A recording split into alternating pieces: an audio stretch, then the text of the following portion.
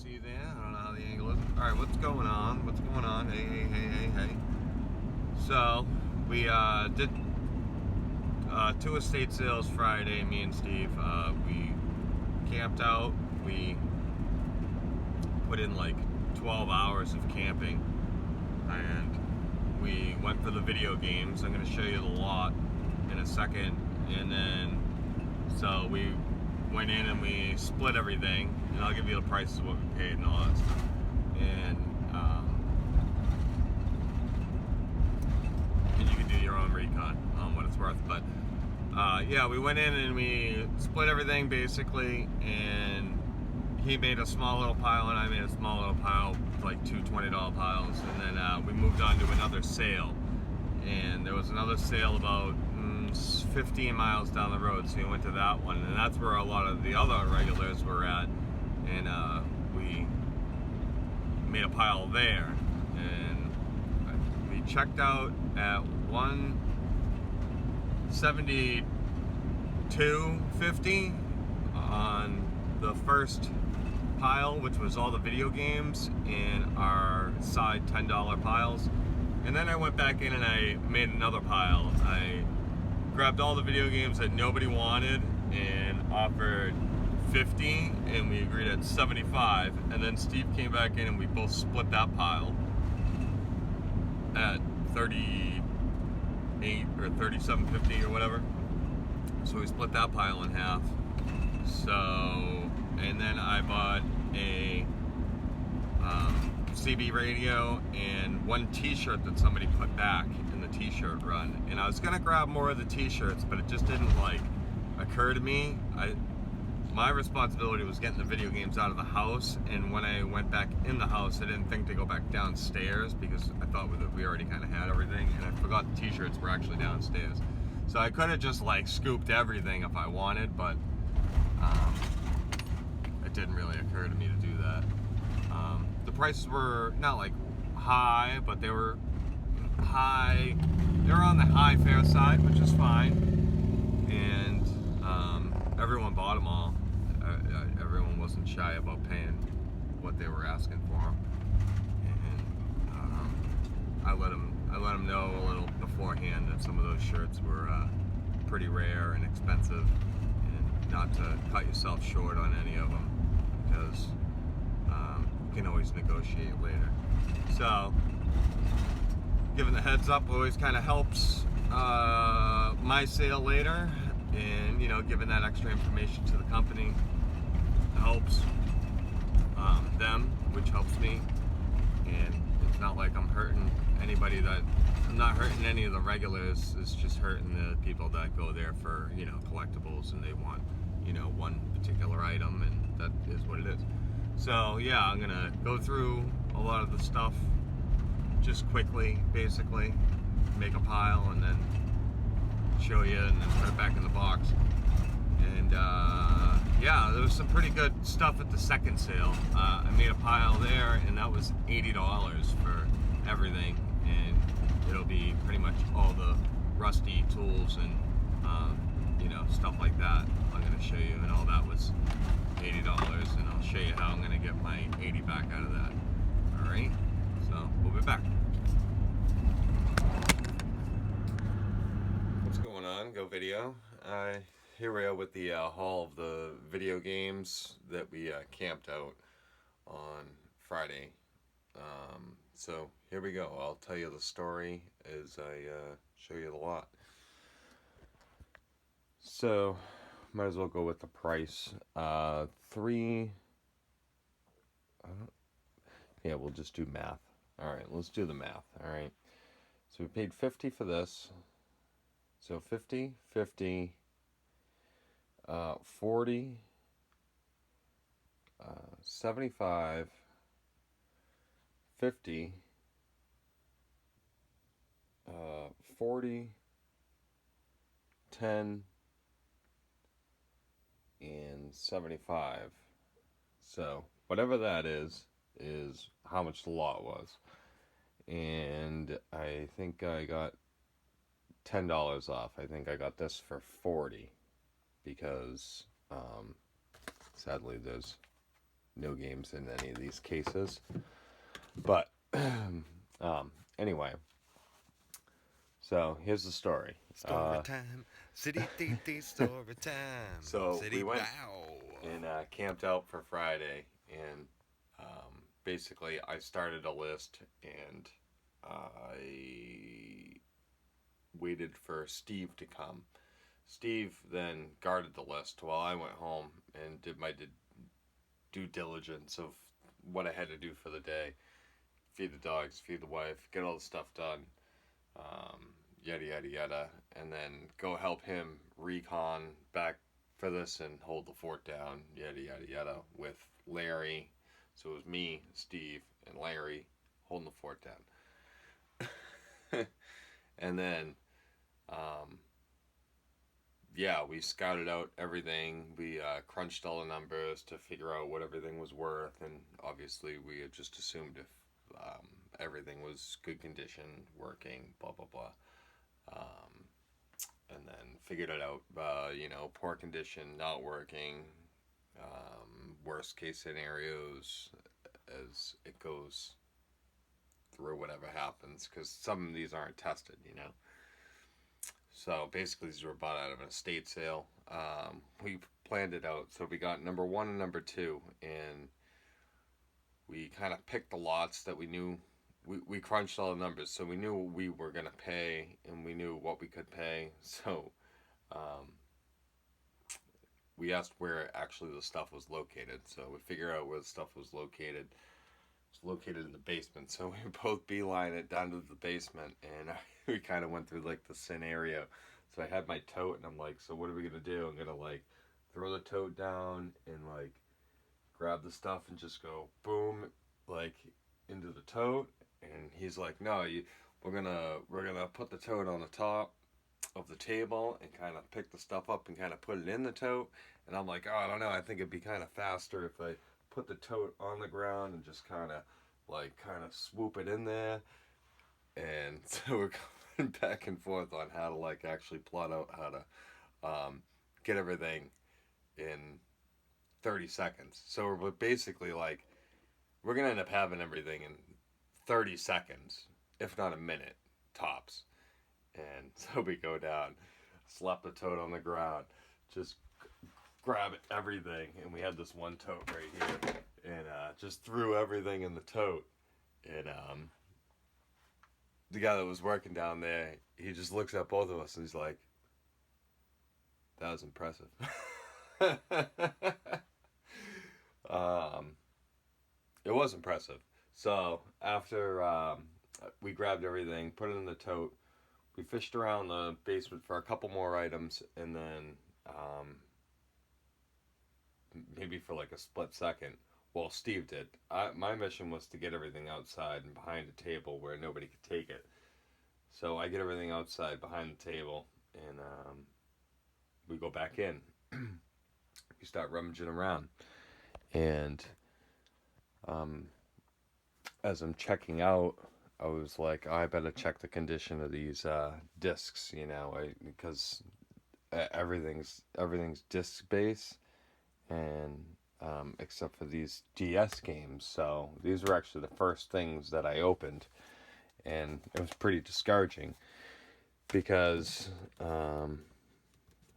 these two games here, the Pokemon White and Black. Well, this one's version 2. Those do like, this one does like 80, and I think this one does like 50. So we were already like down, 100 in, I don't know, what's that? I opened them all. They were all empty. These were all the games that I opened first. So we were already down 300-ish on the lot. And we were like, oh no, that's not good. So we were down 300 on the lot. But from what the prices were, um, it wasn't too bad. We kind of picked the cheaper, better lots, I guess you could say.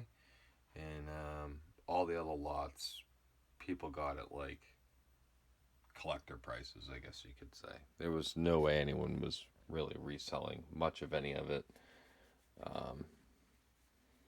Some of the other stuff was priced high. Here's a photo of some photos of the game lots and how they had them set up. So this lot was 75 with the GameCube, no controller, but I think I have 2 controllers over here that I'll manage in there. And so basically we split all this stuff. Me and Steve, we split all this stuff. So what I have to do is I have to test everything and then do compound math of what everything's worth.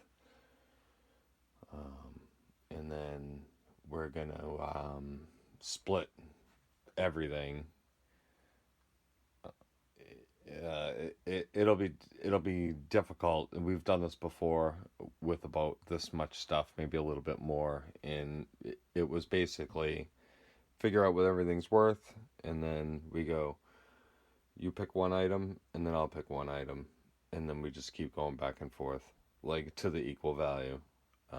So if I grabbed this for 150, then he could grab whatever he wanted that was worth 150, and vice versa. So if you know, if he grabbed this for 150, then I could grab like 3 games equaling 150. It's all about what you think that you can sell within your market, and then we kind of work our way out of that.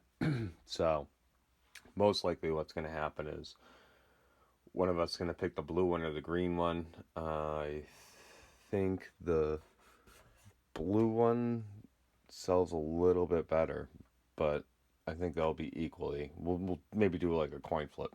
So do a coin flip or buck up to who can go first, and then which probably would be one of these, because those are pretty easy to sell. So from what we were in, one of these should pay for close to what we paid for everything. Could list this on the high at 200, maybe with a game with one of these packs or something. That could be maybe 200. It's got the AV cables and a power adapter. They're all got the chip and all that stuff. So that's that. So here's some of the games. If you're into games, since you got through that, and then we can just get into the games now. Toy Commander. I don't know what that does. These are all in there too. They're all good condition. Sonic Adventure, which was actually in the console. In Power Stone, I've actually sold this, a Capcom game. Capcom. Yeah, this is like 50. It's probably gone up in value. Could be more. Whatever it is, that's what it is. We have this GameCube with no wires. I have some wires to test it. We'll test it. And so let's move on with the games.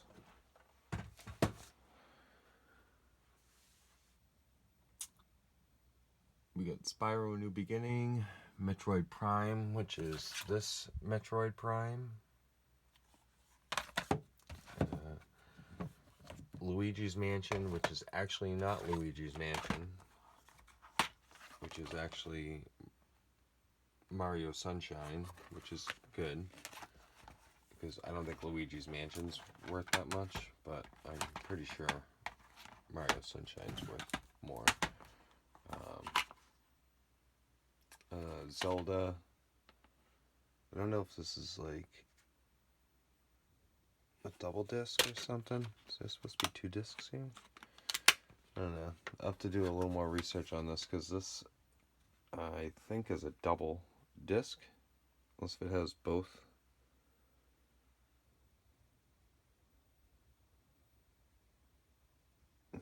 I'm not sure on that one. 2-game bonus disc. You figure it'd have the bonus disc in there. So, let's look into that. Resident Evil.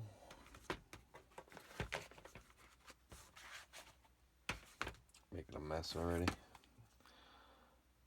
Zelda Twilight Princess. So I have to open some of these again, because I'm pretty sure I looked through most of these.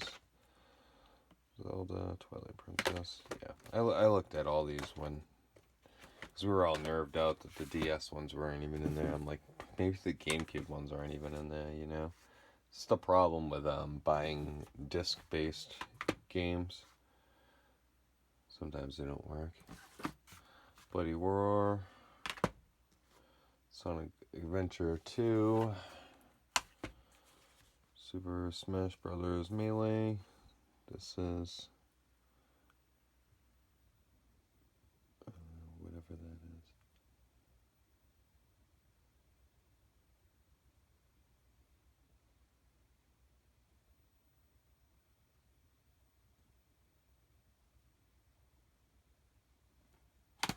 Okay. A Pikmin and Spyro Enter the Dragonfly. So those are the games there, which were kind of exciting, you know. Wii U console needs to get tested. PS2, a Xbox, this weird Xbox type AV selector. It's kind of weird. A branded Mario steering wheel and controller. Mario Kart 8. Super Smash Bros. Which is not actually in here, but I think it's in the console. I haven't opened the console yet.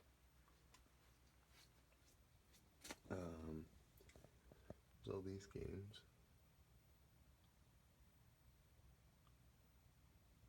I figured $2 each, you know.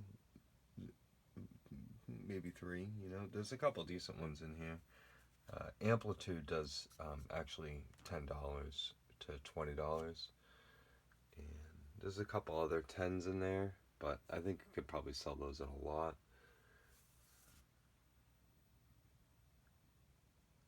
A couple of these other ones are alright.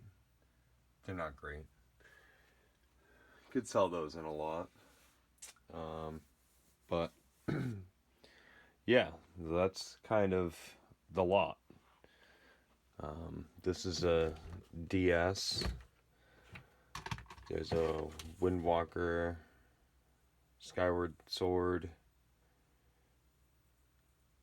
for Wii. This Ion game. There's a couple of StarCrafts. And a Fable PC game. And then, yeah, like I said, all these are empty. Might be able to sell these boxes for $40 or something. And I got this Sony camera. This is my kind of pile that I made after. The Sony camera for $10. We got this Radio Shack DX394. I paid $50 for that.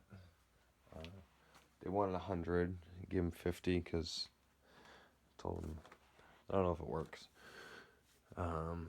Total wires and controllers. This thing here. This UV lamp, which is pretty cool. And I went back in for this one shirt.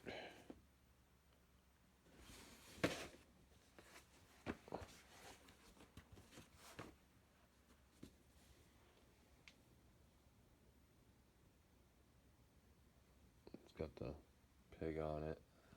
So they wanted $75 for it. Gave him $50. It's worth $50. I got it a little dirty getting it home. So I'll have to clean it. Great. And that's the pile, and that's what I did. Yeah, we camped out pretty hard for that. Um, I mean, that was supposed to be better. You know, those games were supposed to be better. And a couple of the other lots weren't supposed to be priced so high where I could have got those too, and it just would have been more meat on the bone. But we left that sale, and then we went to the other sale to buy the $80 tool pile, which I just did a video on that. If you want to go down, 2 videos below in the page is that haul and some pretty good stuff in there. And yeah, good stuff. Good times. No, I haven't listed any Purell boxes yet, which I probably should have, but I slacked and I lagged. But they're still cool. I know the wife wants one of these, but I gotta find the dispenser for it. I only said that because I knew you guys saw it. Yeah, listing's tough. Um, Still in a bomb shelter here, and haven't had much motivation to really list at the booth. I've been really just slapping stuff on the ground, on the pavement, slapping stuff on dirt, and just like listing it, whatever. Um, that's just kind of been the thing right now. Stuff's been selling, but um, I can really get the photos to look really good in this little rinky-dinky booth here, though. So um, sometimes it is all about your presentation, you know. So it is what it is. And we list better in the winter too. When it's really hot, you just like run out of energy really easy, and would rather go to the beach and go swimming and stuff like that. So yeah, like, subscribe, comment, and peace. Have a good day. Keep picking.